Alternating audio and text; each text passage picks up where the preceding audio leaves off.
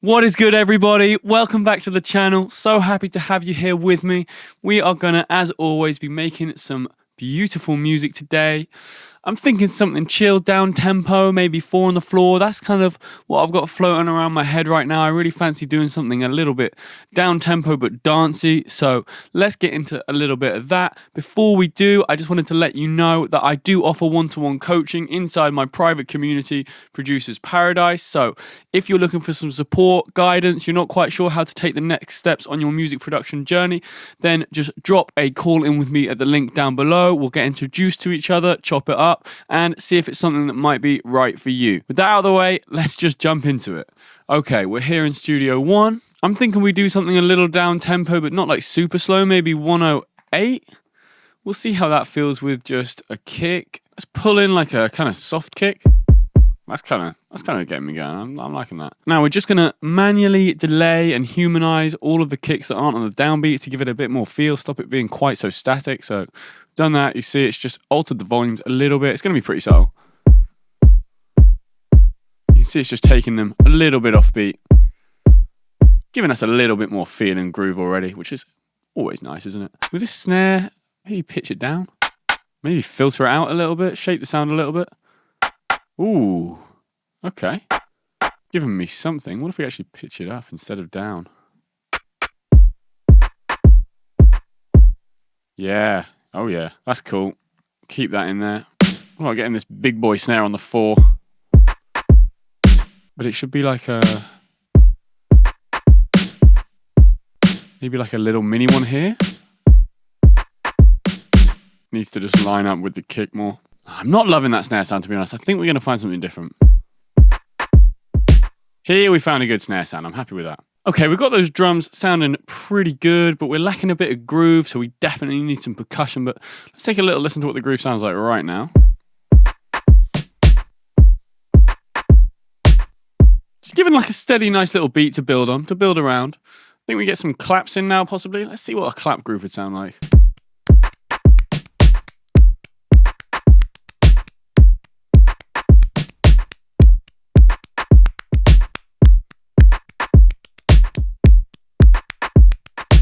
Okay, we should have got some good stuff. Now let's get another perk loop to layer on top of that. Perhaps something like this could work? Oh yeah, that fits with the groove for sure. Bit too bright for my liking though. Let's take some top end off them. Yeah, like, I'm liking it. I think all this needs to be put into a room and we need some processing on it. And I think we'll be good to get some extra layers in. Now I'm really feeling these drums definitely need some compression and saturation to get them glued together because they're all sounding a little bit separated right now, which I'm not really loving. All right, we've got those drums a little bit more organized. Just swapped out the kick sample because I wasn't really feeling it. Now we're going to get a little plate reverb for some of those drum elements, I think, just to give them a bit more space. Now maybe we can add like a little Foley loop in here that might sound cool. Let's try this out. Let's see what parts of this loop we might want to take. Yeah, I don't like this first little part, but I like the rest.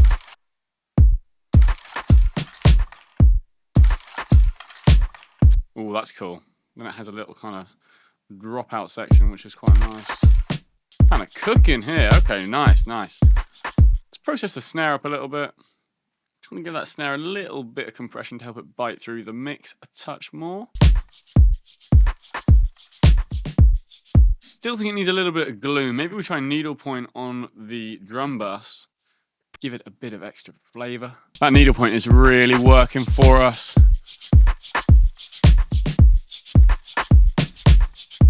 I think we go to some melodic elements now. So I'm going to grab an analog lab and we're going to try out some sort of chords, maybe some leads. Let's see what we're feeling like.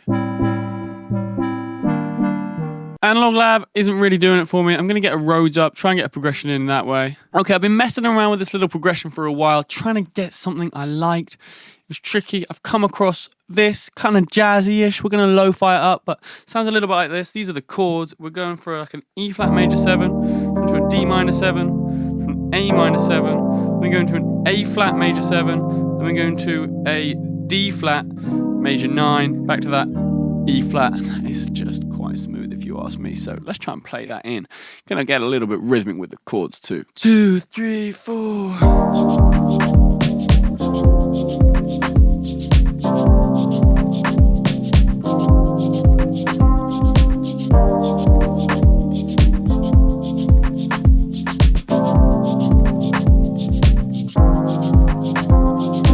And I think we got it. Sounding pretty tasty.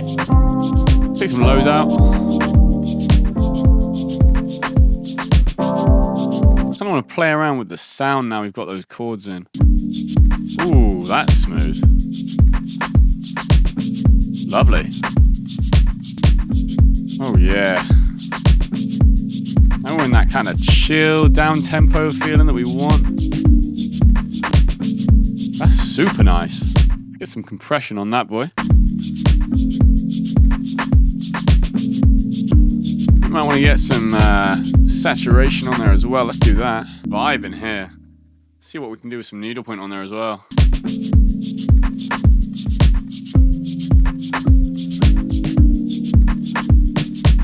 That's sounding fantastic. We'll just take out a bit of the lows from the mid channel so we can get some more space when we add a bass in there. Now let's try adding in the same MIDI but with like an analog lamp sound maybe. Sounds pretty good actually.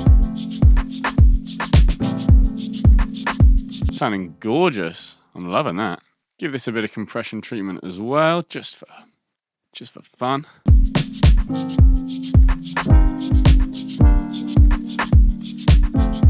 Now that's given us some cool sort of size information with the panning thingy. Technical term there, the panning thingy. Like the pan delay thing. Alright, this is sounding like a little vibe. I think it needs some bass, but let's do a little sidechain using these two keys in the synth bus, and we'll do a little sidechain on that from the kick. Just use Fab Filter, get that sidechaining from kick. Okay, I've been playing around with the bass a little bit, and then a little vocal idea came to my head, so we are going to record that in quickly and then see if we can fit a bass line like into the pocket of the vocal maybe, and yeah, just have a little bit of fun with that. Let's go. Bloodstream, where it goes I'll never know. Dopamine, my queen, I'll never get enough. And we're happy with that. While we got the mic up, we may as well do some doubles. Bloodstream, where it goes I'll never know. Dopamine, my queen, I'll never get enough. Bloodstream, where it goes I'll never know. Dopamine, my queen, I'll never get enough. Alright, we got that vocal idea down. Now I think we need to tune and align those doubles a little bit, make them a bit more on pitch. Bloodstream, where it goes I'll never know. Dopamine, my queen, I'll never get enough. Okay, we got a little bit of tuning and alignment on those vocals there, which is sounding lovely. Now I'm going to pan these doubles out a little bit. Let's pan that one left 50. We'll pan this one right 50 to get a bit of width. It's sounding pretty good. Let's have a listen to that. Bloodstream, where it goes, knock these down in volume a little bit. Dopamine, my queen, I'll never get enough. Now I think we can make these vocals sound kind of weird and ambient because it kind of fits the vibe of the tune, doesn't it? And then we can get some bass in there. Now let's just do some quick and dirty processing on here by bussing these, and then we'll just process them as a group. So I just loaded a virtual mix rack on here and got an LA2A and a 1176, sorry, the other way around. Let's take a listen to what that's doing. Bloodstream, where it goes, I'll never know. Dopamine, my queen, I'll never get enough. Just controlling it a little bit. Now let's add some more fun stuff. Maybe a bit of soothe to just clear out some resonances. And I'm noticing that goes is quite a pronounced bit of like sibilance, like gut. So I'm going to cut that out of the doubles and lower it down a little bit. See there? Where it gut, where it goes. Just a bit jarring. Let's just render these out. We'll do this non-destructively, like good engineers. So we'll put a gain envelope on that. Highlight the area we want to come down. Just knock that down like 20 dB.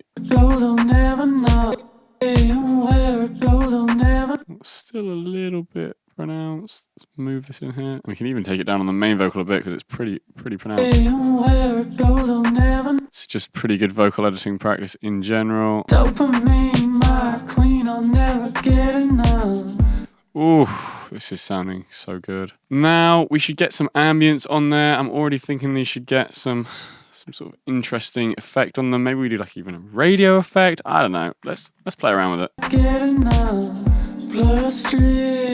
Or maybe we go like Echo Boy into a crystallizer or something like that. Could be pretty cool. Hey, this is kind of cool.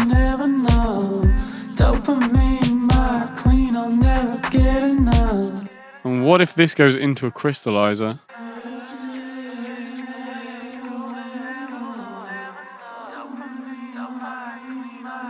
Let's try and unsolo this, listen to it in the mix. Ooh, that's sounding really cool to me.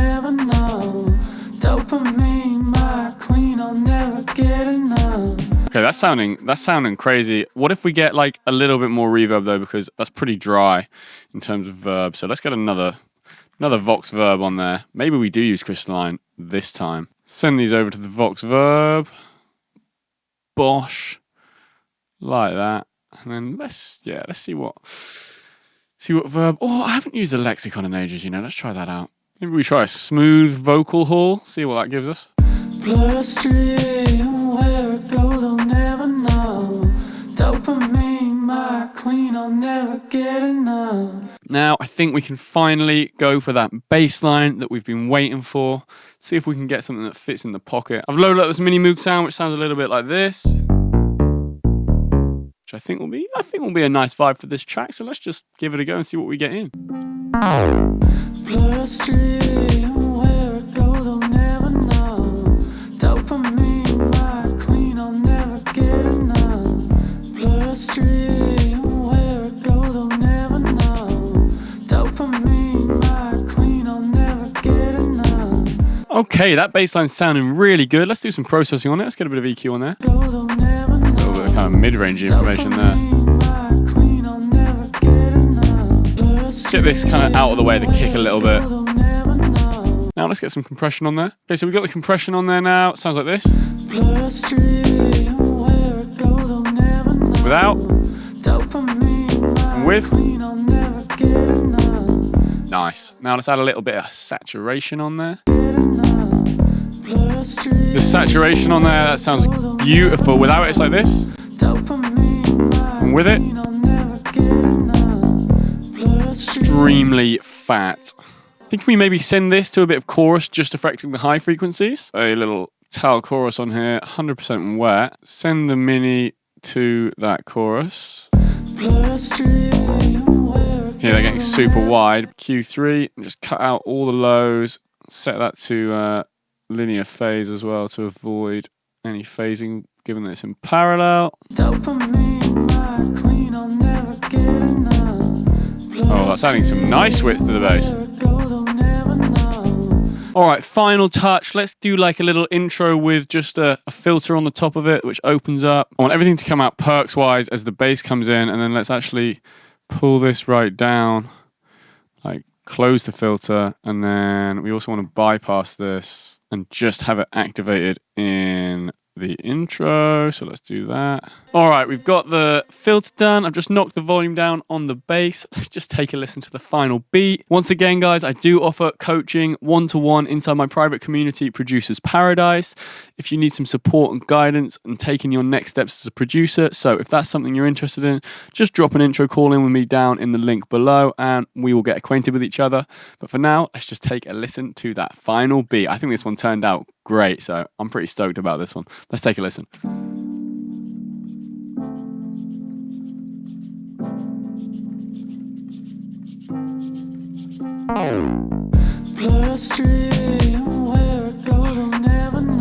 Loving the groove on that.